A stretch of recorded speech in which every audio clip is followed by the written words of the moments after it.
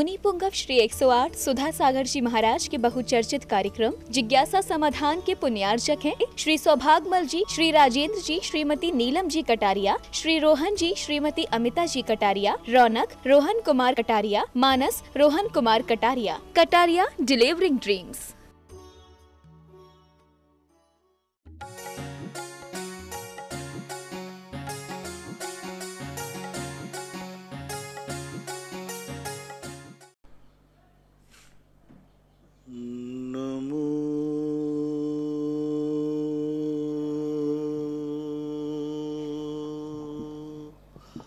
अरिहन्तार्णं नमो अरिहन्तार्णं नमो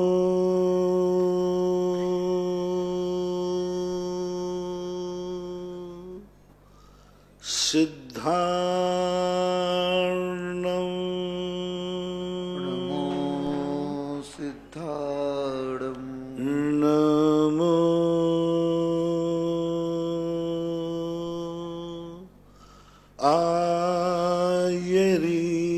आयर्याणं नमो आयर्याणं नमो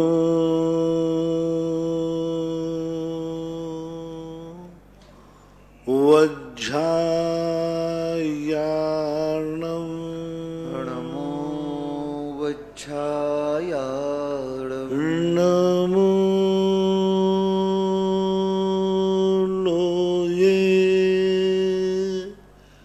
सव्साहूर्णं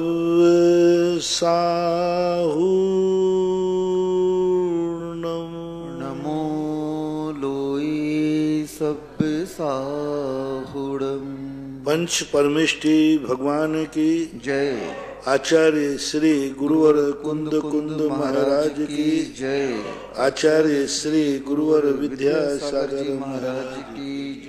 परम पूज्य मुनिवर श्री सुधा सागर जी महाराज की। जिनसेन स्वामी ने लिखा कि जब बाला अभिषेक करने के बाद सौधर्म ने कहा इन बालक का मार्जन कर श्रृंगार करो, तो श्रृंगार करते करते बहुत देर हो गई। तो कहा कि भाई इतना देर क्यों लगा रहे हो, उधर माँ जाग जाएगी, तहलका मच जाएगा, बालक कहाँ गया, देर क्यों करे। तो इंद्राणी कहती है मैं क्या करूं, इनके बालक के गालों के ऊपर कुछ पानी की बूंदें हैं, ये नहीं सूख रही हैं, पानी की बूंदें नहीं सूख रही है। तुरंत अवध सौधर्मन देखता है, बताओ कौन सी बूंदें। देखा तो कहते हैं अरे बाउली ये पानी की बूंदें नहीं है, तेरे नथ में बिंदी में जो डायमंड जड़े हैं वो भगवान के गालों पर झलक रहे हैं, वो इतने पारदर्शी थे। तो ये अलंकारिक भाषा में पूज्यवर जिनसेन स्वामी ने ये बताया कि श्रृंगार करती है इंद्राणी, अभिषेक करता है इंद्र। नमोस्तु। ममता जी जैन आवा, इनके पश्चात तैयार रहेंगे विनोद कुमार जी छाप रड्डीसपुर। नमोस्तु महाराज जी। महाराज जी मेरी जिज्ञासा है कि जो पंच कल्याणक में इंद्र माता पिता बनते हैं, क्या वो आहार दान दे सकते हैं? माता पिता को आहार दान देने में कोई बाधा नहीं। माता पिता, यज्ञ नायक, भरत, बाहुबली, महामांडलिक, मांडलिक, जो जो पद मानव जाति के हैं उनको देने में कोई बाधा नहीं है। जो जो देव जाति के हैं उनको कायदा से नहीं देना चाहिए, फिर भी अब स्थापना निक्षेप से रहते हैं, आ जाते हैं, दे देते हैं, तो अब कोई ज़्यादा इस पर विकल्प नहीं किया जाता है। कई स्थानों पर दे देते हैं, लेकिन कायदा से नहीं दे तो अच्छा है। नमोस्तु। विनोद कुमार जी छाप रड्डीसपुर, इनके पश्चात तैयार रहेंगे निर्मला जी जैन सवाई माधोपुर। परम पूज्य मुनि श्री के चरणों में मेरा, मेरे परिवार का और डिसपुर, संपूर्ण डिसपुर समाज का कोटि से नमस्कार हो। महाराज श्री मेरी एक जिज्ञासा है, पंच परमेष्टि की आरती में जिनवाणी माँ का क्रम 7वें स्थान पर रखा गया है, जबकि साधु परमेष्टि भी उनको नमस्कार करते हैं, उनको तीसरे क्रम में क्यों नहीं रखा गया? रखा ही नहीं था, आप लोगों ने रख लिया। उस आरती में मात्र 5 पद ही थे। यह विधि मंगल आरत कीजे पंच परम पद बच 5 की थी उन्होंने। ध्यानत राय ने तो 5 की ही आरती की थी। कि 5 परमेष्टियों की ही हम आरती कर रहे हैं। वहां उद्देश्य 5 परमेष्टि का ही था, जिनवाणी का नहीं था। जिनवाणी के लिए आप लोगों ने जोड़ दिया। अब तो पता नहीं कितने जोड़ने लगे, 7वीं 8वीं छुल्लक जी की, फिर माता जी की, फिर बाहुबली की, फिर अब वो जोड़ते जाते हैं, क्योंकि वैसे कायदा से वो आरती 5 परमेष्टि की ही है और 5 पद ही होना चाहिए। नमस्ते। निर्मला जी जैन सवाई माधोपुर, इनके पश्चात तैयार रहेंगे श्रीमान अशोक जी भज। नमस्तु गुरुदेव के चरणों में नमस्तु नमस्तु नमस्तु। गुरुदेव 46 दोष बिना शुक्ल शावक तने घर असन को, जो 46 दोष आपने 8 संबंधी बताए थे वो कौन से थे? 46 दोष होते हैं, उद्गम दोष, उत्पादन दोष, ऐसन असन आदि दोष और बहुत सारे दोष होते हैं। 46 दोष जो होते हैं ये मुनियों के लिए विशेष रूप से वर्णित है। श्रावकों के श्रावकाचार में 46 दोषों का कहीं वर्णन नहीं आया, मुनि के मूलाचार में आया। यानी श्रावक मुनियों को आहार आदि देते हैं, उनके तो यदि दोष गिनाए जाएं तो दोषी दोष बनते, लेकिन वे दोषग्रस्त के नहीं माने जाते। नहीं महाराज श्री, एक दिन आपने बताया था 16 उद्गम 16 उत्पादन। हाँ, तो वही उत्पादन दोष होते हैं, 16 उद्गम दोष होते हैं, और भी होते हैं 7-8 दोष और होते हैं। ऐसे 16-46 दोष मिला के होते हैं। तो इन 46 दोषों से रहित मुनिराज आहार करते हैं। एक और जिज्ञासा महाराज श्री, अभिनिबोध किसे कहते हैं? अभिनिबोध। अभिनिबोध अभिनिबोध मत ज्ञान का एक नाम है। मत ज्ञान का एक दूसरा नाम है अभिनिबोध नाम का। अशोक कुमार जी बस दोने, इनके पश्चात तैयार रहेंगे संगीता देवी जी बगड़ा। मेरे गुरुवर के चरणों में नमोस्तु नमोस्तु नमोस्तु। महाराज श्री, मेरा प्रश्न है कि आदमी के कर्म प्रधान होते हैं, आदमी के कर्म प्रधान होते हैं। आप भी कहते हैं कि जिसके कर्म बहुत ऊंचे होते हैं तो वो ऊंचा उठाता है, लेकिन मेरा मानना ये है कि जिसके ऊपर अपने पूज्यवरों के आशीर्वाद होते हैं वो उनको पीछे छोड़ देता है। ये मेरे साथ घटित हुआ है। ये तो निमित्त है ना, ये निमित्त इसलिए तो कहे गए। हमारे कर्मों की प्रधानता है, लेकिन उन कर्मों को पछाड़ने की क्षमता देव साथ गुरु को निमित्त है। कर्मों की निजाम शास्त्रों में भरा पड़ा है। नमोकार मंत्र लेने से बड़े बड़े कर्म अपना फल ना दे करके पर रूप संक्रमित हो जाते हैं। जिनेन्द्र भगवान के दर्शन करने से निधत्त निकाचित कर्मों का क्षय हो जाता है। शुभोपयोग मात्र बंध का ही कारण नहीं है, शुभोपयोग से भी असंख्यात गुणी निर्जरा कही गई है। इसलिए देव शास्त्र गुरु के निमित्त पाकर के बड़े बड़े कर्म समाप्त हो जाते, फल नहीं दे पाते। जैसे कोई व्यक्ति के यदि कोई बहुत अच्छी पहुंच किसी अच्छे ऑफिसर के तक हो तो फिर छोटे मोटे अपराध वो करे तो उसकी रिपोर्ट ही नहीं लिखी जाती है। ऐसे यहां भी होता है। जिसकी पहुंच जिनेन्द्र देव और गुरु महाराज तक होती है तो छोटे मोटे कर्म तो आके उदय में आते ही नहीं, वो कहते भैया इसकी पहुंच बहुत तगड़ी है। महाराज श्री, ये मेरे जीवन में अभी भी घटित हुआ है। मेरी बेटी ने सीए का एग्जाम दिया था और वो ये कह रही थी कि पापा मैं नहीं दूंगी, इस बार मेरी पढ़ाई नहीं हुई, क्योंकि मेरी माताजी बीमार रहती थी, वो सेवा वगैरह में हम सब उसी में लगे रहते थे। मैंने ऐसे ही कह दिया, मैंने कहा ओम जी भी थे कि यार एक बार आओ महाराज श्री, मैंने कहा महाराज श्री का आशीर्वाद लेके आते हैं। और वो आई, आपने जैसे आशीर्वाद दिया और उस दिन इतना बढ़िया मूड में आपने आशीर्वाद दिया कि वो रास्ते भर ये कहती रही कि अब मुझे कोई रोकने वाला नहीं है। और महाराज श्री वो बहुत बढ़िया नंबरों से पास हो गई। देखो भाई, इस सुनकर के ये बात सुनकर के सारे सीए में फेल होने वाले यहां मत आ जाना। हाँ, नहीं तो मामला गड़बड़ हो जाए। मूल बात क्या है, ये मेरे आशीर्वाद से नहीं पास हुई, उसकी आशीर्वाद पर श्रद्धा थी इसलिए पास हुई। उसने सैंपल में नहीं लिया। भक्तांबर से किसी के पाप कटते नहीं हैं, भक्तांबर की श्रद्धा से। मैं सदा कहता हूं, नमोकार मंत्र हो, चाहे गुरु महाराज हो, चाहे भगवान हो, चाहे शांति धारा हो, इनसे इतनी वो कार्य नहीं करते, इनकी भक्ति से। यानी भगवान से हमारे कर्म नहीं करते हैं, भगवान की भक्ति से करते। अब उस बच्ची की श्रद्धा हो गई कि नहीं, महाराज का आशीर्वाद है, अब दुनिया की कोई ताकत मुझे फेल नहीं कर सकती। तो अब ये जो श्रद्धा थी, उस श्रद्धा ने उसके क्षय उपशम को बढ़ा दिया, और क्षय उपशम को बढ़ाते ही उसने जो लिखा वो सब सही निकल गया, पास हो गई। सही महाराज, सही। नमस्ते महाराज। संगीता देवी जी बगड़ा, इनके पश्चात तैयार रहेंगे राकेश जी जैन रायपुर। महानुभाव परम पूज्य गुरुदेव के आशीर्वाद से सुदर्शनोदय अक्षय तीर्थ क्षेत्र पर भव्य त्रिकाल 24 में जो स्वर्ण का कार्य हो रहा है, जिसमें जिन्होंने अपनी स्वीकृति दी है, निर्मल कुमार जी, उर्मिला जी, सुरभि जी गंगवाल अजमेर वालों ने, श्वेता जी पुरुषोत्तम जी जोशी अजमेर वालों ने, मंजू जी पाटनी अजमेर वालों ने, साथ ही अपनी शादी की वर्षगांठ पर मयंक जी, सोनाक्षी जी जैन लाजपत नगर नई दिल्ली वालों ने अपनी स्वीकृति दी है। और भी जिनके भाव बने महानुभाव, आप अपने सामर्थ्य अनुसार स्वर्ण दान कर अपना पुण्यार्जन कर सकते हैं। अगर आप इस प्रकार की भावना रखते हैं कि पूरी वेदी पर अपने परिवार की तरफ से स्वर्ण कार्य हो, तो उसकी राशि 2 कलश 11 श्रीफल की रखी गई है, जिसके माध्यम से आप पूरी वेदी पर स्वर्ण कार्य कराने का सौभाग्य प्राप्त कर सकते हैं। आपके पूरे परिवार का नाम भी उस वेदी पर अंकित किया जाएगा। साथ ही आप अपने सामर्थ्य के अनुसार 10 ग्राम 20 ग्राम स्वर्ण भी दान कर सकते हैं। 10 ग्राम स्वर्ण की राशि 35,000 रुपए रखी गई है। जिनके जैसे भाव बने अपने भावों को हम तक प्रेषित करें। जिज्ञासा के लिए संगीता जी।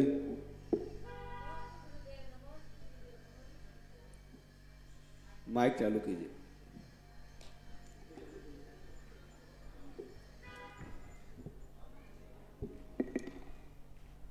चलिए राकेश जी जैन रायपुर जिज्ञासा करेंगे। नमस्ते गुरुदेव, नमस्ते गुरुदेव, नमस्ते।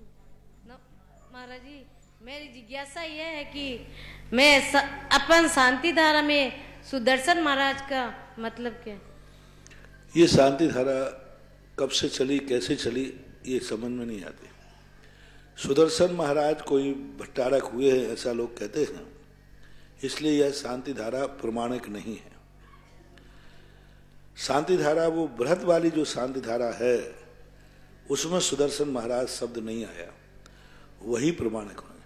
आजकल क्या हो गया, बताते हैं कि जो माल बाजार में ज्यादा बिकने लग जाता है, उसका नकली माल ज्यादा तैयार होता है। असली माल जो कम बिकता है उसका नकली नहीं बनता। नकली किसका बनता है? जिसकी मार्केटिंग ज्यादा हो। इसी प्रकार ये जो बड़ी शांति धारा है, ये इतना ज्यादा इसका लाभ है, इतना ज्यादा लाभ है कि लोग नकली शांति धारा बना करके शुरू कर दें। अपनी अपनी शांति धारा बना रहे। आज तो इतनी शांति धारा बना दी लोगों ने, क्योंकि नकली बना दी और आता जाता कुछ है नहीं। अरे बड़ी शांति धारा के जो बीजाक्षर हैं, पुजवर भांगनंदी महाराज ने इन बीजाक्षरों को जिंदगी में जिया है। उन बीजाक्षरों का मैंने ध्यान किया है और उन बीजाक्षरों को ऐसे स्थापित किया है कि जहां जिस चीज को चाहिए वहां वही स्थापित किया। और आजकल तो बस थोड़ा बहुत नकल पट चलता है। नाम शांति धारा लगे, लेवल नहीं बदलेंगे। अरे कोई दूसरी धारा कर दो ना तुम्हारी, कोई किसी अपना नाम से शांति धारा कर दे। जैसे मैं बनाऊं तो मैं उसका नाम दूं सुधा सागर धारा, हमें कोई ऐतराज नहीं है। लेकिन शांति धारा वही पुरानी वाली, उन्हीं में से थोड़ी काट छांट करके और नाम वही रख देते हैं। ये बहुत बड़ा निर्णय हो रहा है। सारे भारत के लोगों से मेरा कहना है, माँ जो बड़ी वाली शांति धारा है, छिन्न छिन्न बिंदु वाली बड़ी वाली, वही शांति धारा प्राचीन है, वही प्रमाणिक है। उसी में ही अतिशय और चमत्कार होने वाला है। दूसरी शांति धारा तुम करोगे तो वो अंधे में, वो कहते ना अंधों में कहाने राजा, कोई तुक्का बैठ जाए तो बैठ जाए, कोई अष्टप्रातिहारी करता है, कोई रिद्धियों को मिला देता है। बहुत सारी शांति धारा, इन सब शांति, आजकल साधु आर्यिकाएं ब्रह्मचारी पर ऐसे लगे, अरे भाई तुम्हें शांति धारा की महिमा गाना तो पुरानी को ले लो ना। पुरानी कराने में आपको क्या तकलीफ हो रही है बता दो, कौन सी परेशानी? इसलिए ये सब प्रकार की शांति धाराओं के भ्रम में मत पड़ो। ये सब नकली माल हैं, इनसे तुम्हारा कुछ भी होने जाने वाला नहीं। मूल शांति धारा जो है, बृहत शांति धारा जैसी है वैसा ही मैंने जितने भी आज शांति धारा से सारे भारत में जो उपलब्धि हो रही, लाभ हो रहा है, लाखों लाखों लोगों को उपलब्धि हुई है, वो मात पुरानी वाली शांति धारा से ही हुई है। और वही शांति धारा कार्यकारी है। आजकल माल लेवल ही मत देखा करो, थोड़ा माल को भी टेस्ट करा लिया करो। हाँ, शांति धारा पढ़ते समय देखना कौन सी शांति धारा करा रहे हो साहब। तो पहले जो बृहद शांति धारा के नाम से प्रसिद्ध है पुरानी वाली, यदि वो कराए तो करना, और नहीं कराए तो ठीक है, अभिषेक कर लेना, अभिषेक का पुण्य तो मिल जाएगा, लेकिन शांति धारा का लाभ नहीं मिलेगा। नमस्ते महाराज। महाराज जी, कोई ये बोलते हैं कि हमने इन भगवान के अनुसार ये शांति धारा बनाई है। शांति धारा भगवान के अनुसार है ही नहीं, उनमें शांतिनाथ भगवान का नाम आया है, शांति भट्टारक। तो शांतिनाथ भगवान को वहां उन्होंने उपलक्षण रूप में पारसनाथ का नाम भी आया है। तो शांतिनाथ और पारसनाथ को, क्योंकि जगत में इनकी प्रसिद्धि है, इसलिए बाकी शांति धारा में ऐसा कुछ नहीं, वो तो सामान्य है सबके लिए ऐसा। रायपुर, इनके पश्चात तैयार रहेंगे पद्मा जी हरसौरा आवा। यदि आपको अलग से भगवान का बनाना ही है तो इतना बदल दीजिए आप कि जहां पारसनाथ का नाम आए वहां श्रीयांशनाथ का बोल दो, जहां आदिनाथ का, शांतिनाथ का नाम लिखा हो वहां आदिनाथ का बोल दो। मैं बोलता हूं कई स्थानों पर, लेकिन शांतिनाथ को बोलूंगा, साथ में फिर वहां के मूल नायक का नाम बोल देता हूं।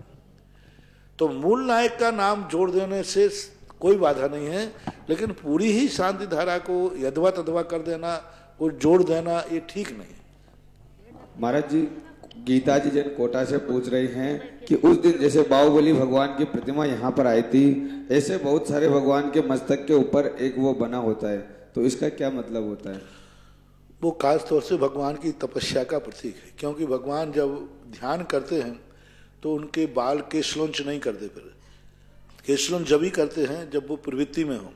लेकिन जो बाहुबली 1 वर्ष तक खड़े रहे, पहला केशलोंच तो हुआ था दीक्षा के समय, लेकिन दीक्षा के बाद 1 साल तक वो खड़े रहे, तो 1 साल में कितने बाल बढ़ जाएंगे? बढ़ जाते, 4 महीने में बढ़ जाते, तो 1 साल में बढ़ जाएंगे, तो बाहुबली के बाल बढ़ गए होंगे। तो वो है आदिनाथ 1000 साल तक खड़े रहे मुनि अवस्था में। तो इस अपेक्षा से उनके बालों का जूड़े के रूप में उनको प्रदर्शित किया जाता है। नमोस्तु महाराज जी। अभी अभी जिन्होंने अपनी स्वीकृति दी, एक अंगूठी श्रीमती शकुंतला जी वाइफ ऑफ घासीलाल जी बोरखंडिया आवा वालों ने भी अपनी स्वीकृति दी है। साथ ही 51,000 रुपए की राशि के साथ आजीवन शांतिनाथ भक्तामर महामंडल विधान में जिन्होंने अपनी स्वीकृति दी है। विजेंद्र जी, अनिता जी, ऋषभ जी, जैन साहब परिवार मेरठ उत्तर प्रदेश वालों ने भी जिज्ञासा के लिए राकेश जी। नमोस्तु महाराज जी। नमोस्तु महाराज जी। मैं रायपुर से आया हूँ महाराज जी। रायपुर समाज का नमोस्तु तथा मेरे परिवार का नमोस्तु, त्रिकाल नमोस्तु। महाराज जी, मेरी शंका ये है कि हमारे अभी पिछले कुछ समय पहले हमारे एक महाराज जी का चौमासा हुआ। चौमासा होने के बाद हम लोगों ने पूरी भक्ति भाव से, नवदा भक्ति से सब कुछ किया उनका। बाद में उन्होंने अपने साथ समय में खूब सारे सामान भी बांटे, किताब, पत्रिका, बैच वगैरह सब कुछ। वहाँ से विहार होने के बाद उन महाराजों की दीक्षा भंग हुई और उन्होंने शादी कर ली। तो उनके द्वारा दिया गई जो सामग्री है उसका हम लोग क्या करें? वो उन महाराज जी ने तो पहली बार तुम्हारे भाग्य फूटे हैं कि तुम्हें ऐसे महाराज मिले। हाँ, सीधी बात है। अपना पाप कर्म का उदय करो कि कैसा पाप कर्म का उदय है कि महाराज मिले तो ऐसे मिले चतुर्मास के बाद। फिर उसके बाद फिर भी कोई बात नहीं, जो सामग्री दी है, यदि उन्होंने शास्त्र दिया है, जिनवाणी है, तो आप जिनवाणी तो है तो कोई बात नहीं, लेकिन उन्होंने अपनी फोटो दी हो या कुछ दिया हो, उसको सीधा विसर्जित कर देना चाहिए या दाह संस्कार कर देना चाहिए। जैसे पेन दिया हो, क्या क्या दिया? पेन दिया है, बैच दिया है, अपने पैर के चिन्ह दिए हैं अपने नाम के ना। हाँ, तो उनको दाह संस्कार कर दीजिए, क्योंकि जब वो ही नहीं रहे तो उनकी मुद्रा का सवाल ही नहीं। दाह संस्कार कर दीजिए और या विसर्जित कर दीजिए कहीं, बस यही उपाय है उसका। नमोस्तु महाराज जी। नमोस्तु महाराज। पद्मा जी हरसौरा, इनके पश्चात तैयार रहेंगे विनोद जी जैन टोडा राय से। नमोस्तु महाराज। ये चीज तुम्हारी इसलिए बनी होगी, एकल बिहारी साधु होंगे, संघ था नहीं, वो नहीं पूछ रहा हूं, एक ही था, बस यही तो बात है। कुंद भगवान ने कहा है कि मेरा दुश्मन भी हो तो वो एकल विहार नहीं करे। एकल विहारी साधु वही होता है जिसका अंदर से कोई घोटालेबाज होता है। हाँ, जिसके गुरु मौजूद हो, संग मौजूद हो, सब हमेशा ध्यान रखना। इतना तुम लोग समाज वाले बहुत बड़ा पाप करते हैं। आज संघों को फूट डालने के कारण आप लोग हो, क्योंकि वे संघ से अकेले भाग जाते गुरु आज्ञा के बिना, और समाज उनको शरण दे देती है, वे कभी अनुशासन में रहेंगे ही नहीं। समाज ये नियम ले ले, वे एकल विहार साधुओं को हम कभी भी चतुर्मास नहीं कराएंगे। सारे साधु ठिकाने लगकर संघ में आ जाएंगे, सारे साधु सुधर करके। मां तुम्हारी भूल है, 4 लोग ग्रुप बनाया और बस महाराज का चतुर्मास करा लिया। अरे ऐसा नहीं करो, बहुत बड़ा पाप लगता है। संघ फूट रहे हैं, लोग कहते हैं करना क्या, संघ में रह करके अलग विहार करेंगे। मूड मुड़ाए 3 गुण सिर की मिट गई खाज, खाने को लड्डू मिले और लोग कहें महाराज। हाँ, क्या बात है, आप बहुत बड़ा पाप है। मैं हमेशा कहता हूं, एकल विहारी साधुओं के लिए गुरु आज्ञा के बिना आप पहले पूछिए आपके गुरु कौन है, और फिर गुरु से आज्ञा लेने के लिए भेजे और गुरु आज्ञा देवे तो फिर कोई दोष नहीं। मान लो गुरु ने आज्ञा दे दी कि तुम अकेले ही चतुर्मास करोगे, तो फिर तुम्हारा फिर कोई दोष नहीं है। हाँ, तो उन्होंने आज्ञा दे दी तो उनकी कमी है कि क्यों किया। लेकिन एकल बिहारी साधुओं को मत दो। क्यों? संघ में क्यों नहीं रहना चाहते? संघ में क्या कमी है? हाँ, गुरु भ्रष्ट हो, संघ भ्रष्ट हो, फिर एकल विहार करना बनता है। नहीं, मेरा गुरु भ्रष्ट है इसलिए मुझे एकल विहार करना, फिर तो ठीक है। यदि वो गुरु को भ्रष्ट सिद्ध कहे, मेरा गुरु गुरु है ही नहीं, मैं उसका नाम भी नहीं लूंगा, तो फिर एकल विहार है तो ठीक है, उसको तो बचाना है। लेकिन जब वो गुरु की जय बोल रहा है, गुरु हैं और गुरु मौजूद हैं, तो फिर गुरु को छोड़ के अलग विहार क्यों कर रहा है? सारे भारत के लोग चेतो, ऐसे बहुत सारे अनर्थ हो रहे हैं, बहुत अनर्थ हो रहे हैं, इतने अनर्थ हो रहे हैं कि कुछ पूछो मत। ये सब एकल विहारी कारण। संग रहता है तो सुषमता खत्म होती है, एक साधु दूसरे साधु को संभालता है, देखता है। इसलिए आपने प्रश्न किया तो भारत को एक ही संदेश है कि एकल विहारी साधुओं के संदेश मत उड़ाओ, कराओ चतुर्मास, नहीं तो वे चतुर्मास करेंगे, साथ में तुम्हारी बिटिया को उठा के ले जाएंगे दिया बुझ लालटेन की, फिर बाद में रह जाओगे। चतुर्मास महाराज का कराया था और चतुर्मास के बाद कुंवर साहब बन गए। और हुआ ऐसा कोटा के अंदर, मेरे चतुर्मास के समय पे हुआ, कोटा के अंदर एक चतुर्मास कराया बाबा जी का, जम के कराया। भाग्य था, मेरे पुण्य के उदय थे कि वे मेरे पास 3 बार दर्शन करने आए। एक बार तो शुरू में दर्शन करने आए, लेकिन ऐसा निमित्त मिला कि उन पापी की दृष्टि मेरे पे पड़ ही नहीं पाई। वे इधर से आए, मैं इधर से निकल गया अपने आप ही, सहज में, मुझे मालूम नहीं था, अपने आप ही इधर से निकल गए। कभी कभी पुण्य होता है तो पापी आत्माओं की दृष्टि नहीं पड़ती। उस दिन मैंने कहा, मैंने कि मेरे पास बहुत बड़ा पुण्य का था कि ऐसी पापी की नजर मेरे ऊपर नहीं पड़ी चतुर्मास के बाद। और फिर हुआ, कोटा में पूछ लेना जाकर, महावीर नगर फर्स्ट में, और बड़े दीवाने थे लोग, घर घर फोटो। वहां का एक अध्यक्ष था कोटा का, उसने तो उसको सर्टिफिकेट दिया, प्रमाण पत्र प्रमाण पत्र दिया। और बाद में वो उसी कॉलोनी के एक बिटिया को ले गया, अब्बू कुंवर साहब। अब जिसको महाराज कोई कुंवर साहब बनाना हो तो मैं क्या करूं? हाँ, तुम्हारा यही भाव है कि हम तो कराएंगे, हम महाराज कोई कुंवर बनाएंगे तो मर्जी तुम्हारी है। अन्यथा चेतो रे, जागो जैनियो, जागो, कम से कम ऐसा मत करो। एकल विहारियों के लिए कम से कम बहुत मत शरण दो, मत चतुर्मास कराओ, मत इनको प्रोत्साहन दो, मत सुनो प्रवचन, मत जाकर के इनके में रहो। ये तुम्हारा श्रमण संस्कृति पर आपका बहुत बड़ा कलंक है। श्रमण संस्कृति के आप मुनि भक्ति नहीं कर रहे हैं, श्रमण संस्कृति को धूल में मिला रहे हैं। चतुर्मास नहीं कराने में पुण्य है, कराने में महापाप है, क्योंकि गुरु है, संग है, फिर अलग क्यों? या तो फिर वो घोषणा करे जो मैंने कहा मेरा गुरु भ्रष्ट है, इसलिए मेरे गुरु के संग में आचरण ठीक नहीं है, इसलिए मेरे चर्या वहां नहीं पलती है, इसलिए ऐसा। अभी अभी जिन्होंने अपने स्वर्ण कार्य में स्वीकृति दी है, श्रीमती सुरजा देवी, संजय जी, अर्चना जी, अमित, प्रमिला जैन, जठानीवाल, हिंडोली वालों ने जिज्ञासा के लिए पद्मा जी अरसोरा। नमोस्तु महाराज जी, नमोस्तु महाराज जी। महाराज जी, आयुबंध के समय आत्मा को सचेत करने वाले आत्मा की चाबी किसने बताई थी? आयुबंध के समय आत्मा को सचेत करने वाले आत्मा की चाबी किसने बताई थी? आयुबंध के समय आत्मा को सचेत करने की चाबी किसने बताई? आत्मा की चाबी किसने बताई? आत्मा के बंद करते समय, आयु बंद करते समय आत्मा को सचेत होने के कोई निमित्त कुछ नहीं, वो तो परिणामों पे होता है। आयु बंद का समय फिक्स होता है।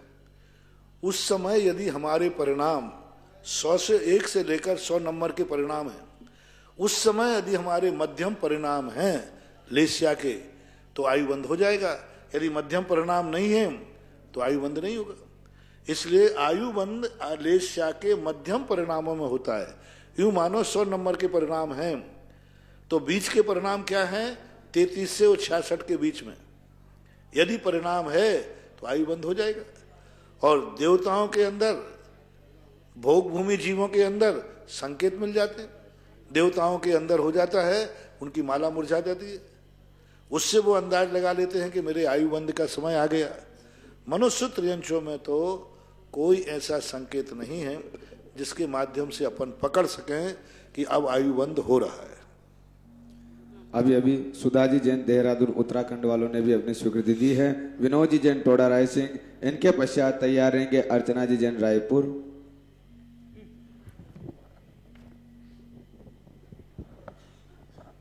जगत पूज्य तीर्थोत्तार उद्धारक मेरे गुरुवर श्री सुधा सागर जी महाराज के चरणों में सत सत नमोस्तु नमोस्तु नमोस्तु। हे गुरुवर, मैं जो प्रश्न आपसे कभी नहीं पूछना चाहता था वो प्रश्न आज फिर मुझे मजबूर कर गया, इसलिए मैं आपसे पहला प्रश्न पूछ रहा हूं। मेरा असली प्रश्न तो बाद में है, लेकिन ये प्रश्न पहला प्रश्न है जो मैं कभी नहीं पूछना चाहता था, लेकिन आज पूछने पे मजबूर हुआ हूं। गुरुवर, मैं जब भी आपके दर्शन करने को आता हूं कोई ना कोई चमत्कार जरूर घटता है। मैं 1995-94 से नसीराबाद से आपसे दर्शनों का लाभ लेता रहा हूं, लेकिन गुरुवार हर बार कोई ना कोई चमत्कार होता है, लेकिन मैंने उसको कभी नहीं पूछना चाहा। लेकिन आज फिर एक चमत्कार घटा। हम आपके दर्शन करके नीचे आए गुरुवार, तो हमारा परिवार इष्ट मित्र साथ आए थे, तो भाभी जी के कान के टोपिस गिर गए। तो हमको कहा कि जो टोपिस गिर गए, तो मैंने कहा ऐसा हो ही नहीं सकता। तो भाई साहब वगैरह हम 2-3 जने गए और एक यहां मिला और एक वहां मिला और वो मिल गया, वो बात आई गई होगी, वो एक फिर चमत्कार हुआ। लेकिन मेरा असली प्रश्न है गुरुवर कि विश्व बारूद के ढेर पे बैठा है, इस मंच से ऐसा संदेश दे गुरुवर कि ये विश्व बारूद के ढेर से किस प्रकार बचे। ये विश्व बारूद के ढेर पे बैठा है, इसको बारूद के रेत पे बैठा है, इसको कैसे बचाया जा सके। इस मंच से विश्व में एक आपकी ध्वनि जनता को, जन जन को मिले। पहली बात तो ये है कि चमत्कार मेरे में नहीं है, तुम्हारी श्रद्धा में है। मैंने अभी कहा कि तुम्हारी गुरु के प्रति श्रद्धा है, तो एक बार ऐसी घटना घटी थी काकरोडी के अंदर, पंच कल्याणक महोत्सव था। अशोक पाटनी हार देने आए, तो कोई महाराज ने अंगूठी उतरवा ली, तो उन्होंने यहाँ उसको दबा दी और वो कहीं गिर गई। यहाँ आकर देखा तो उनकी अंगूठी गिर गई थी, उसमें डायमंड था, बहुत महंगी हो गई उनकी। तो यहाँ देखा तो वो गिर गई। तो सबने कहा कि पाटनी जी की अंगूठी घूम गई, अंगूठी घूम गई। तो लोगों ने ढूंढने के लिए जाने लगे। तो अशोक ने कहा कि मत जाओ। महाराज जी की तरफ देखा, मेरी तरफ देखा, तो मैंने कहा मैं बताने वाला नहीं हूं। तो मैंने कहा कि देखो अशोक जी, यदि तुमने किसी का यदि कर्जा नहीं लिया होगा कभी, तो अंगूठी मिलेगी। और लिया होगा तो अंगूठी नहीं मिलेगी, क्योंकि कोई भी वस्तु चोरी जब ही होती है जिसको मिलती है उसका हमारा कहीं ना कहीं से कोई ना कोई लेन देन है। तो कोई को भेजा नहीं उन्होंने कहा नहीं ठीक है। बोले लेकिन जो गाड़ी का ड्राइवर था उसको पता चला कि साहब की अंगूठी गुड़ी, तो वो चुपचाप भी उठ करके और गया। तो जहां जहां ये आहार दिए थे, अब देखो 20 सड़क के ऊपर जहां वो गाड़ी में बैठे थे अंत में आहार देने के बाद, वहां गाड़ी पर अंगूठी पड़ी है। ज्ञानोदय तीर्थ क्षेत्र की कमेटी के लोग वहां से गुजरे, भागचंद जी गदिया वगैरह थे, उन्होंने देखकर ये चर्चा की कि देखो नकली हीरा कितना चमक रहा है, यानी वो चमक रहा था तो उन्होंने उठाई नहीं, उन्होंने कहा ये ऐसे चौराहे पर अंगूठी पड़ी है तो नकली होगा, बोले देखो कांच भी कितना चमकता है। ये वो चर्चा करते हुए आ रहे थे, अंगूठी को देखते आए, उठाई नहीं। इतने में पीछे से ड्राइवर ने आकर अंगूठी उठा के अशोक जी को दे दी। अब बोलो उतने लोगों में से किसी ने क्यों नहीं उठाई? और लोग देख रहे हैं, चर्चा कर रहे हैं नकली हीरा कितना चमकता है, और वो अंगूठी आ गई। उससे ये पता चला कि उनका, मैंने कहा अशोक जी आज मानना पड़ेगा तुम्हारे ऊपर किसी का कर्जा नहीं है। तो अब ये क्या होता है? श्रद्धा होती है, आस्था होती है। उनके इन्होंने सच्चे मन से ऐसा भाव किया होगा, कोई न कोई देखते हुए चौराहे पर, मेन चौराहे पर, और वहां हजारों लोग निकल रहे और आध घंटे तक वो अंगूठी पड़ी रही। 30 मिनट क्या होता है? तो होता है अच्छा है तुम्हारे भी शुद्ध सोने के थे और शुद्ध भावनाओं के थे। रही बात विश्व के बारूद के ऊपर, तो जब तक उपभोक्ता नहीं चेतेगा कुछ नहीं हो सकता। सबसे बड़ा श्रावक है उपभोक्ता जो है, इसको ज्ञान आना चाहिए हमें किसको वोट देना है, इसको ज्ञान आना चाहिए हमें कौन सी वस्तु खरीदना है। आज उपभोक्ता सबसे ज्यादा विदेशी वस्तुएं खरीद रहा है। चाइना, खाने में देखो तो वही, पहनने में देखो तो वही। शायद ही कोई घर हो जिस घर में कोई ना कोई विदेशी वस्तु ना हो। तो जब विदेशी लोग हमारे यहाँ इतना बड़ा व्यापार करके जाएंगे और उन पैसों के बल पर वो हमारे देश को बारूद के ढेर पर बैठाल के आग लगाने का इंतजाम करेंगे, तो उपभोक्ता यदि चेत जाए, जनता यदि चेत जाए, तो जनता में बहुत बड़ी ताकत है। उठा भी सकती है तो गिरा भी सकती है। इसलिए हम लोग नेताओं को उपदेश नहीं देते हैं, उपभोक्ताओं को उपदेश देते हैं कि आप लोग चेतें, जागें, तो हो सकता है। अभी अभी जिन्होंने स्वीकृति दी है 10 ग्राम स्वर्ण की, प्रेमलता जी शेट्टी, वाइफ ऑफ कमर कुमार जी शेट्टी, गुलाबबाड़ी कोटा वालों ने जन्म दिवस के उपलक्ष्य में अपनी स्वीकृति दी है। जिज्ञासा के लिए अर्चना जी जैन और भी महानुभाव जिनके भाव बन रहे हो, आप अपने सामर्थ्य अनुसार 10 ग्राम 20 ग्राम स्वर्ण दान करके इस जो धर्म प्रभावना का कार्य हो रहा है इसमें अपनी सहभागिता दे सकते हैं। जिज्ञासा के लिए अर्चना जी। हे गुरुवर, नमोस्तु नमोस्तु नमोस्तु। महाराज जी, मेरा प्रश्न ये है कि जब हमें समझ रहती है तब हमारे पास समय नहीं रहता, और जब समय रहता है तो समझ नहीं रहती, तो हम समय और समझ में तालमेल कैसे बिठाएं, और खास तौर से हम महिलाएं। ये हमारी भूल है, अज्ञानता है। अज्ञानता का तो कारण है। ज्ञानी पुरुष उसी समय अपने कार्य कर लेता है जिस समय समय और समझ दोनों होती है। इसके लिए तो हमें तत्व दृष्टि रखना पड़ेगी। जब तक हमारी तत्व दृष्टि नहीं बनेगी, उस तत्व दृष्टि पर हम विचार नहीं करेंगे, तब तक हम दोनों को एक साथ मेल कर ही नहीं सकते। समझ और समय दोनों एक समय पे आ जाएं बहुत दुर्लभ है, ज्ञानी व्यक्ति को ही आते हैं। अन्यथा सारा जब कुछ करने का होता है उस समय धर्म से दूर रहता है, जब कर्म करने लायक नहीं रहता है तब धर्म की याद आती है। तो ऐसी स्थिति में कोई दोषी नहीं है, उसका स्वयं का अज्ञान, मूर्खता, मोह है।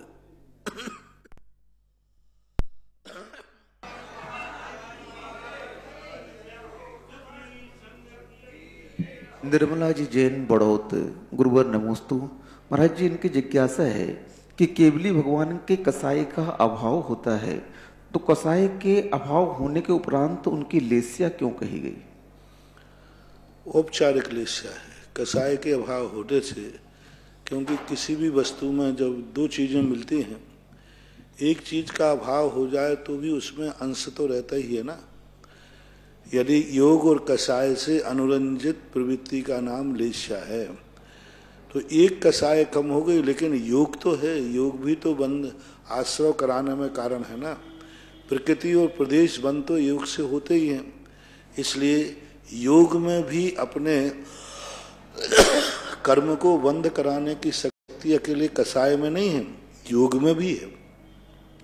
भले वो ईर्ष्या आश्रव होता हो, लेकिन कर्म को साता रूप, कर्म प्रकृति रूप परिणमन कराने की शक्ति तो है ही।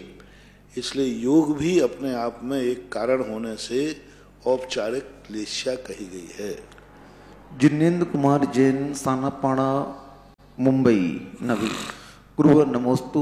महाराज जी की जिज्ञासा है कि जो पुद्गल के 6 भेद कहे गए हैं, सूक्ष्म सूक्ष्म स्थूल स्थूल स्थूल, तो इसमें जो सूक्ष्म सूक्ष्म भेद कहा गया है वह इंद्रियजन विषय नहीं है, वह केवल ज्ञान का विषय है, अन्य अवधि ज्ञान का विषय है।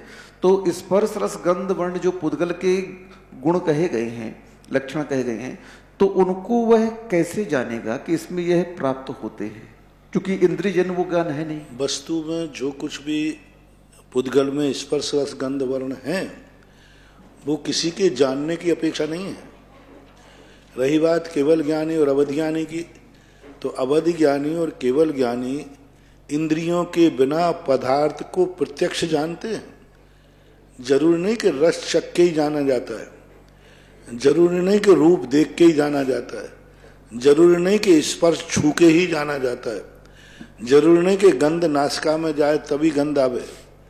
ये तो संसारी व्यक्तियों की कमजोरियां हैं। वस्तुतः ज्ञानी पुरुष बिना स्पर्श बिना चखे हुए वस्तु का स्वाद बता देते हैं। हमारे यहाँ रिद्धि है, दूर स्वादित्व नाम की रिद्धि है।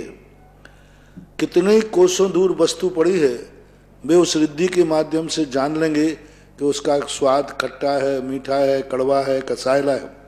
तो जब एक सामान्य रिद्धिधारी जान सकते हैं तो, और वो रिद्धि तो शुद्ध ज्ञान में परिणत है, शुद्ध ज्ञान वाला व्यक्ति दूर से जान लेता है कि यहाँ पर यह वस्तु इस रूप में है। तो अवधि ज्ञान तो एक देश प्रत्यक्ष है, और सर्वज्ञ तो सब इंद्रियों के बिना भी स्पर्श रस गंध वर्ण को जाना जाता है। ये पांचों इंद्री के ही विषय हैं ऐसा नहीं, इंद्री के 5 विषय हैं ऐसा तो किसी आगम में नहीं कहा गया। स्पर्श रस गंध वर्ण जो हैं इंद्रियों से ही जाने जाए, ऐसा आगम में कहा गया है। इंद्रियों के द्वारा जो जाना जाता है वो स्पर्श रस गंध वर्ण है, ऐसा लगाना चाहिए। तो उस सूक्ष्म सूक्ष्म भेद को महाराज जी जानेंगे कैसे? जो इंद्रिय के सूक्ष्म जानेंगे ना, वे तो केवल ज्ञान के, केवल ज्ञान में कोई बादर नहीं है, कोई सूक्ष्म नहीं है। केवल ज्ञान में तो सूक्ष्म एक परमाणु जो सबसे सूक्ष्म है, उस परमाणु को भी केवल ज्ञानी और अवधि ज्ञानी जान लेते। उनकी दृष्टि में कोई सूक्ष्म बादर नहीं है।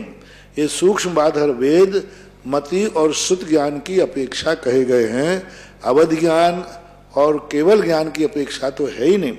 कथनचित अवधि ज्ञान की अपेक्षा मान सकते हैं, क्योंकि देशावधि का पूर्ण विषय नहीं बन पाता है।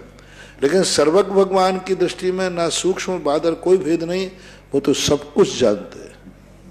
श्रेयांश जैन चोचू, कैलाश नगर, दिल्ली। गुरुवर नमोस्तु। महाराज जी इनकी जिज्ञासा है कि जो लोकांतिक देव बनते हैं वो श्रमण ही बनते हैं या श्रावक भी बन सकते हैं? ऐसा कोई नियामक घोषणा तो नहीं की, लेकिन पूज्यवर यतिवर्षभ महाराज ने 2000 वर्ष पहले त्रिलोक परिणति के अंदर इतना उल्लेख किया कि वे बहुत बड़े वैरागी होते हैं, 12 भावना के चिंतन में रत होते हैं, इंद्रिय विषय आदि कसायों से उदासीन होते हैं। तो उनसे ऐसा लगता तो है कि यति बाल ब्रह्मचारी ही लोकांतिक देव बनते हो, ऐसा भाव झलकता है। लेकिन स्पष्ट रूप से ऐसा कोई कथन आगम में नहीं आया कि कौन लोकांतिक देव बनता है। रोहित जैन, बिजोरी, जबलपुर। गुरुवर नमोस्तु। महाराज जी इनका कहना है कि पांडव पुराण में रात्रि में दाह संस्कार का वर्णन आता है, तो क्या रात्रि में दाह संस्कार हो सकता है? कहाँ? पांडव पुराण में रात्रि में दाह संस्कार का उल्लेख किस रूप में किया, किसके लिए किया?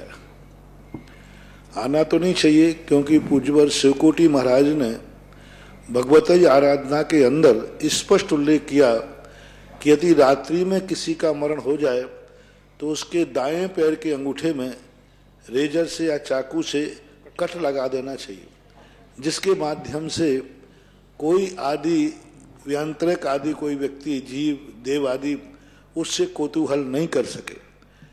इससे ये तो निश्चय हुआ कि रात्रि में दाह संस्कार का या समाधिस्थ व्यक्ति को ले जाने का प्रावधान नहीं है। पांडव पुराण, चूंकि कौन सा पांडव पुराण है, रविशरण आचार्य महाराज का पांडव पुराण है कि सकल कीर्ति का पांडव पुराण है। अब सकल कीर्ति, बहुत सारे सकल कीर्ति हुए, कुछ भट्टारक भी हुए हैं सकल कीर्ति। तो जो पांडव पुराण मिलता है सकल कीर्ति या किसी प्रभाचंदी आदि का, उसके संबंध में हो, मूल ग्रंथों में तो हमने ऐसा देखने में नहीं आया। आलोक मोती ललितपुर, गुरुवर नमोस्तु। महाराज जी, इनकी जिज्ञासा है कि आजकल मंदिर की पेटियां जब हम लोग खोलते हैं तो उसमें चिल्लर बहुत निकलती है, 10-5 के सिक्के, और उन सिक्कों को कोई लेता नहीं है बाजार में, तो वो कई लोग 1000 के बदले 800 रुपए उन सिक्कों के देते हैं। तो महाराज जी, इसमें हम लोग क्या करें? हम लोग को दोष लगेगा इसमें अगर देते हैं तो कमेटी को, और जो लेता है या जिसने दान किया है तो उसको 20% कम दान का पुण्य लगेगा? देखो, समय समय के फेर हैं। एक समय चिल्लर 1000 की 1200 में मिलती थी। हाँ, बट्टा लगा के लेते थे। हाँ, लोग चिल्लर के लिए 1000 ये 1200 मिलते थे। अब आज क्या हो गया, वस्तु का मूल्यांकन कम हो गया, मुद्रा स्फीति एक इकोनॉमिक्स का एक सिद्धांत है, जब जब मुद्रा स्फीति बढ़ेगा तब तक पैसे का मूल्य घटेगा। लोग थैला भर के पैसे ले जाएंगे और मुट्ठी में सब्जी लाएंगे, यानी मुद्रा स्फीति। और भारत का सबसे बड़ा मुद्रा स्फीति बढ़ रहा है। अमेरिका का मुद्रा स्फीति नहीं बढ़ रहा, तभी तो डॉलर की कीमत है। मुद्रा स्फीति का अर्थ है कि हमारे पास नोट तो हम छाप लेते हैं, लेकिन उतनी करेंसी, उतना सोना चांदी हमारे पास नहीं है। यदि नियम ये है कि जितने नोट छापे जाएं उतना सोना या मूल्यवान धातु गवर्नमेंट के पास होना चाहिए। कल के दिन सारे नोट यदि वापस आ जाएं और सारे लोग ये कहें कि मुझे इसके बदले सोना चाहिए, तो गवर्नमेंट दे सकती है क्या? नहीं दे सकती। भारत का बहुत कम है, यानी 100 रुपये छापते हैं तो पहले 40 रुपया था, पहले 40 था, आप बता रहे 35 हो गया। मतलब 100 रुपया छापे, 35 रुपये का सोना गवर्नमेंट के पास है। कल के दिन पूरे 100 लोग यदि सोना मांगने आ जाएं कि ये पैसे पकड़ो हमारे लिए वस्तु दो, तो गवर्नमेंट दिवालिया हो जाएगी। और अमेरिका वाले जितना सोना है, जितने छापते हैं उससे कई गुना सोना रखते हैं, इसलिए डॉलर का मूल्यांकन होता है। मान लो उन्होंने 100 रुपया छापा है तो वे 150 का सोना रख देंगे। अब 150 का सोना है, यदि एक साथ कोई पैसा पूरे लेके आ जाए तो भी उनका 50% सोना बच जाएगा, 100 का 100 जाएगा। तो मुद्रा स्फीति एक ऐसी खतरनाक चीज है। अभी सबसे बड़ी मुद्रा स्फीति कितनी बढ़ गई, 500 का नोट बंद करते ही कितने करोड़ों अरबों के नए नोट छापना पड़े। 2000 का नोट छापना पड़ा ना। अब उससे मुद्रा स्फीति बढ़ गई, क्योंकि आय तो कम हुई, जमा कम हुई, वो छापना ज्यादा पड़े। तो ये मुद्रा स्फीति जो है, ये भारत देश का बहुत बड़ा, जब भी पैसे की जरूरत पड़ती है प्रस्ताव पास होता है इतने करोड़ रुपए छाप लिए जाए। अरे भाई, छापने के लिए पहले पूंजी तो है इतना कि नहीं? पूंजी तो है नहीं आपके पास, सोना नहीं, चांदी नहीं, शस्त्र नहीं। पूरी जितने भारत में नोट छपे हैं, यदि सरकार की सारी संपत्ति बेच दी जाए तो भी जितना नोट छाप चुका है भारत, वे पैसे यदि सारे वापस आ जाएं तो भारत देश के पास कुछ भी नहीं है कि वो वापस कर सकेगा। मात्र 35 लोगों को संतुष्ट कर पाएगा। कितने लोग बच गए? 65 लोगों के लिए वो 1 रुपया नहीं दे पाएगा। इसलिए देश के रुपए का मूल्यांकन बहुत कम है। 60 रुपया कितना है बताते अमेरिका डॉलर का?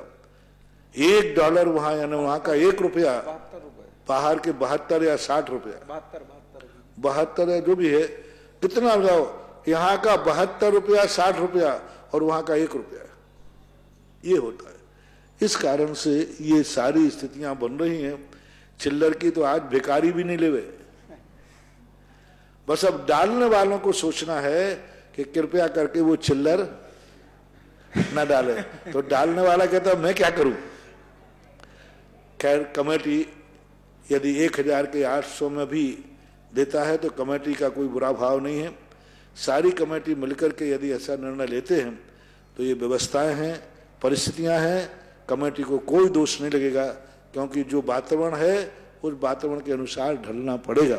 डालने वालों को कम पुण्य मिलेगा महाराज जी, 20%। डालने वालों को मिलेगा उतने जितने में वो जाएगा। यदि उसने 1 रुपया डाला है, मतलब दाता सावधान तो 80 पैसे का ही पुण्य लगेगा, क्योंकि उसके ट्रांसफर 80 पैसा ही आया है। दाता सावधान रहे, मतलब दाता सावधान रहे, दाता को सावधान रहना चाहिए। अपन यदि मान लीजिए तुमने 10 ग्राम की एक अंगूठी दे दी खोटी, तो तुम्हारी दृष्टि में तोल लो 10 ग्राम है, लेकिन सोना निकला 5 ग्राम, तो पुण्य 5 ग्राम का लगेगा कि 10 ग्राम का? लेकिन महाराज जी यहाँ तो पूरा पैसा 5 रुपए चलन में पूरा है महाराज जी। यहाँ खोटा पैसा नहीं है, यहाँ तो चलन में तो पूरा है पैसा। नहीं, कहीं बता रहा हूं, अक्सर कर क्या होता है, कुछ साधनों में खोट रहती ही है, तो जितना परसेंटेज का है उतने परसेंटेज का ही पुण्य लगेगा, शेष नहीं लगेगा। वही वाली बात है कि वो एक ग्वाला दूध में पानी मिलाता था ना, दूध में पानी, तो एक बंदर की कहानी आती है, बहुत छोटी कक्षाओं में चलती है। तो एक बंदर ने जब वो दूध बेच के आया तो पानी मिलाता था, बंदर ने देख लिया, तो जैसे दूध बेच के आया तो पुटरिया रख के सो रहा था, बंदर ने वो पुटरिया उठा ली, उठा करके डाल पे पहुंच गया। जब उठा तो बोले बंदर भाई मेरी पुटरिया क्यों? तो 1 रुपया तो उसकी टोपी में डाले और 1 रुपया पानी में डाले। तो बोले भाई बंदर ऐसा क्यों कर रहे? बोले पानी का पैसा पानी में, दूध का पैसा टोपी में। तो उस कहानी से हमें क्या शिक्षा मिलती है कि हमारी जितनी वस्तु है उसका जो मूल्यांकन है पुण्यबंध उसने का ही होगा, जो खोट है उसका पुण्यबंध नहीं होगा। सविता प्रमोद जैन, कोयला वाली दिल्ली। गुरुवर नमोस्तु। महाराज जी, इनकी जिज्ञासा है कि चारों गतियों में संघनन का क्या स्वरूप है? चारों गतियों में, जीवों में संघनन का क्या स्वरूप है? संघनन का स्वरूप अलग अलग है। त्रियंश और मनुष्यों में ही संघनन होते हैं। नारकिकों की संघनन का संबंध जो होता है शरीर से, सप्त धातुओं से होता है, इसलिए संघनन मात्र मनुष्य त्रियंशों में ही उदय होता है। बंध चारों गतियों में होता है। देव भी बंद करता है, नारकी भी बंद करता है, त्रियंश मनुष्य सभी बंद करते हैं। लेकिन जो संघनन की स्थिति है वो त्रियंश और मनुष्यों की अपेक्षा जानना चाहिए, जहां से शरीर का हड्डी मांस आदि शुरू होता है। कपिल जैन, बीना। गुरुवर नमोस्तु।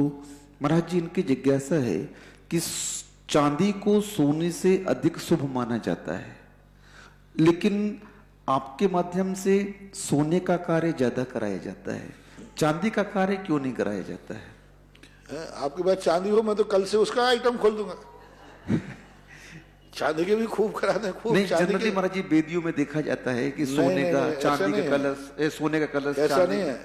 चांदी का इतना काम हुआ है कि पूरी जिंदगी में तुम इतना सोना नहीं दे पाओगे।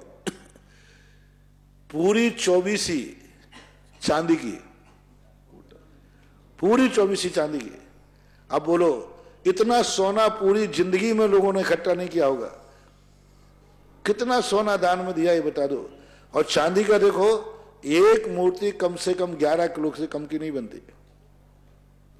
अब 11 में 24 का गुणा कर दो, ज्यादा नहीं हो, 2 कुंटल हुई महाराज। कितना हो गया? 11 का 24 में गुणा कर दो। इतनी मूर्ति और इतने वजन की चांदी का दान हुआ। 2.5-3 कुंटल हुए। अब तो 2.5 कुंटल सोना कहां दान हुआ ये बताओ पहले। किसी भी मंदिर में, किसी भी क्षेत्र पे 2.5 कुंटल सोना कहीं भी दुनिया में इकट्ठा हुआ हो तो बताएं कि यहां 2.5 कुंटल, कुंटल कह रहा हूं, किलो नहीं। तो अपन को लगता है, क्योंकि चांदी 1-1 ग्राम बोल रहे हो ना, इसलिए उसको चांदी बुल रही है, अरे बुल कितनी रही, टोटल तो लगाओ।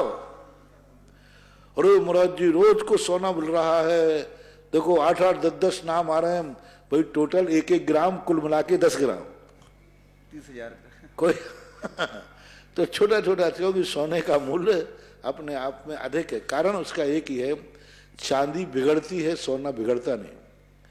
चांदी अपना कलर बदल देती है, सोना अपना कलर नहीं बदलती। सोना कीचड़ में भी जाएगा तो वो नाश को प्राप्त नहीं होता, चांदी नाश को प्राप्त हो जाती है। इसलिए मंगल की दृष्टि में कहने में आता है चांदी चांदी हो गई। चांदी का अर्थ वाइट वाइट, वो पीला कलर, कलर के कारण से उसका, क्योंकि चांदी की शुक्लेस्या है और सोने की पीतलेस्या है, तो कलर के कारण से थोड़ा सा है। वैसे सोने को भी मांगलिक माना तो है। महाराज जी मेरी जिज्ञासा ये कि क्या वर्तमान में कोई श्रावक चांदी का कलश मंदिर में लगाना चाहता है तो लगा सकता है क्या? कोई दिक्कत तो नहीं उसमें? मंदिर के शिखर पर चांदी का कलश चढ़ाना चांदी काला पड़ जाएगा, क्या फायदा लगाना? काला पड़ जाएगा, तुरंत काला पड़ जाएगा। आगम से कोई नहीं, आजकल लेमिनेशन होने लगा महाराज जी ऐसा कि उसमें कोई भी कालापन नहीं आएगा, सफेद रहेगा। जब पीतल का लग सकता है, तांबे का लग सकता है, तो चांदी के लगने में क्या बात है? नहीं, कई लोग के भाव रहते हैं चांदी के लगाने खूब लगाइए, पीतल के लगते हैं, चांदी के लगते हैं, आपकी मर्जी जो पड़े लगाए, पर इतना यह कि काला नहीं पड़ना चाहिए। यदि चांदी जैसा चमकता है ऐसा कोई आप करते हैं, कोई बाधा नहीं लगा सकते। कोई आगम से कोई विरोध नहीं है इसका। अब एक शांति धारा के समय जो बड़े बड़े कलश, झाड़ियां, ये सब चांदी की हैं कि सोने की? सोने की है महाराज। तो चांदी का दान ज्यादा करवाता हूँ कि सोने का? नारेली में सोने की है महाराज जी। हाँ, एक आध जगह तो बात अलग हो गई, वो एक आध जगह अपवाद है। तो मतलब चांदी के कलश चढ़ाने में कोई आगम से विरोध? कोई बात नहीं, कोई बात नहीं, चढ़ा सकता श्रावक।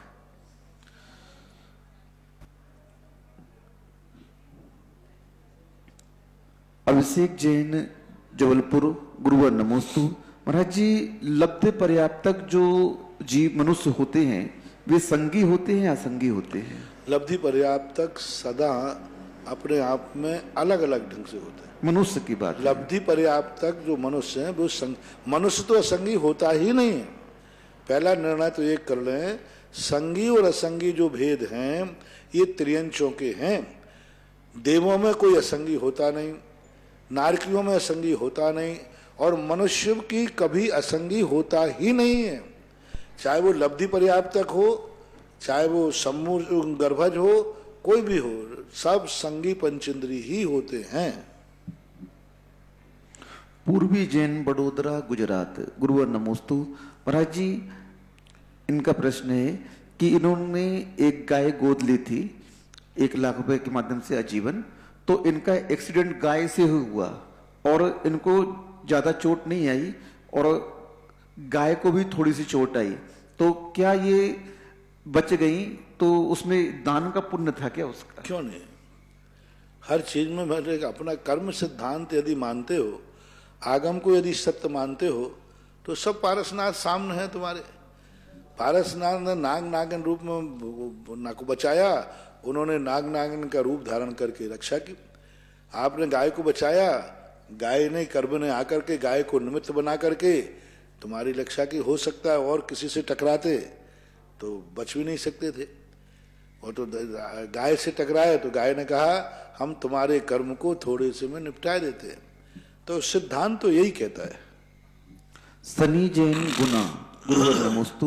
महाराज जी इनकी जिज्ञासा है कि जब अपने पाप कर्म का उदय किसी पर के निमित्त से होता है तो गुरु लोग ये कहते हैं कि अपने उपादान को दोष दो और इससे विपाक विचय धर्म ध्यान होगा आपका। लेकिन जब पुण्य का उदय पर के निमित्त से होता है तो उसके प्रति आप एहसानमंद बनो, ऐसा क्यों? पाप कर्म का उदय तो अपने कर्म का ही है, निमित्त पा करके पाप कर्म का उदय आ सकता है। हाँ, निमित्त सही बोल रही है। तो निमित्त पा करके कोई बुरी संगति में पड़ जाए तो उसका बुरा आ जाए, अभी बुरी कोई वस्तु खा ले तो बीमार हो जाए, तो उदी ना ऐसे ही पुण्य का होता है। पाप कर्म के उदय, किसी निमित्त से पाप कर्म का उदय आता है तो उस निमित्त से बचने को कहा जाता है, और किसी निमित्त से पुण्य कर्म का उदय आता है तो उसको ग्रहण करने का भाव कहा जाता है। पुण्य कर्म के उदय तो बहुत आते हैं, निमित्त पाकर के। अब भगवान हैं, देव शायद गुरु हैं, इनको निमित्त पाकर के पुण्य का उदय आता है। जैसे आप लोग अभी बैठे हो जिज्ञासा समाधान में, तो इस समय तुम्हारे पुण्य का उदय चल रहा है, क्योंकि आप कोई किसी प्रकार की आपको दुर्घटना की संभावना नहीं है, किसी से लड़ाई झगड़ा की संभावना नहीं, क्रोधादि भाव का निमित्त नहीं। तो पुण्य और पाप दोनों में है। पाप से बचिए और पुण्य से निमित्त वाले को एहसान मानिए, पुण्य होता है। अमित जैन, महाराष्ट्र, पुलगांव। गुरुवर नमोस्तु। महाराज जी, इनकी जिज्ञासा है कि प्रत्येक वस्तु को प्राप्त करने में पुण्य की आवश्यकता होती है, चाहे वो बुरी चीजें हों चाहे अच्छी चीजें हों। तो पुण्य की परिभाषा क्या है? पुण्य की परिभाषा ये है कि हम जो कुछ भी करना चाहते हैं उससे दूसरे को बाधा तो नहीं है, और मेरे साथ साथ दूसरे को लाभ कितना है।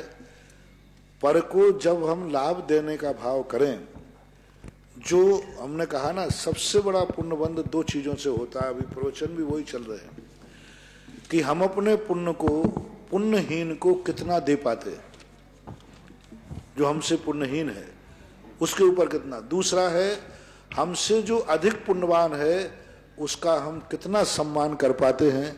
इन दो कारणों से पुण्य का बंध होता है। मुनि पुंगव श्री 108 सुधा सागर जी महाराज के बहुचर्चित कार्यक्रम जिज्ञासा समाधान के पुण्यार्चक थे श्री सौभागमल जी, श्री राजेंद्र जी, श्रीमती नीलम जी कटारिया, श्री रोहन जी, श्रीमती अमिता जी कटारिया, रौनक रोहन कुमार कटारिया, मानस रोहन कुमार कटारिया। Kataria delivering dreams.